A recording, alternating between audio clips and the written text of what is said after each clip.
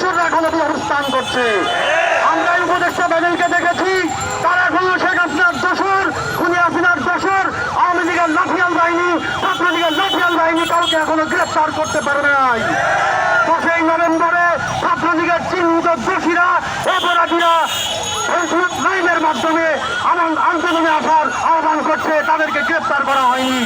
এর মাঝে আমরা যখন আওয়ামী লীগ হটাতে ব্যস্ত, ছাত্রলীগ হটাতে ব্যস্ত, ঠিক তখনই রাতের আধারে উপদেষ্টা প্যানেলে তারা চোরের মতো আওয়ামী দোসরদেরকে নিয়োগ দিচ্ছে। বন্ধুগণ, আমরা দেখেছি মোস্তফা সরোয়ার ফারুকী শাহবাগী দল কিভাবে 2013 সালে এদেশের বিচার বিভাগকে ধ্বংসের মাধ্যমে যে ফেসিবাদী রাষ্ট্র কায়েমের নকশা যেদিন গড়ে উঠেছিল, সেই ফেসিবাদী সাম্রাজ্যের অগ্রসূচনা ছিল তার মোস্তফা সরোয়ার ফারুকী। আমরা দেখেছি সে কিভাবে সজীব ওয়াজেদ জয়, তারপরে পলক এবং আশরাফুল আলম খোকন, যারা শেখ হাসিনার লাঠিয়াল সন্ত্রাস বাহিনীর সাথে ছিল, তাদেরকে তেল মেরে চলতো।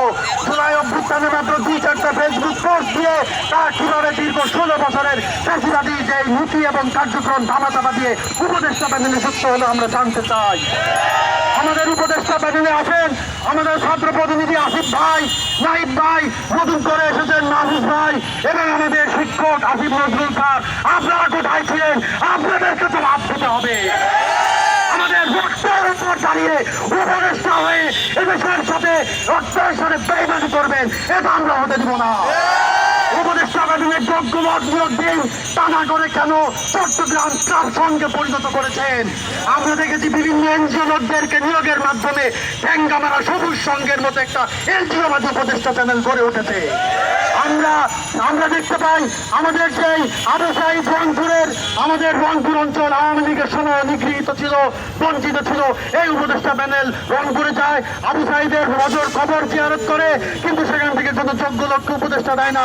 এটা আবু সাইদের রক্তের সাথে বেইমানি, তার খবরের সাথে তামাশা করা হচ্ছে।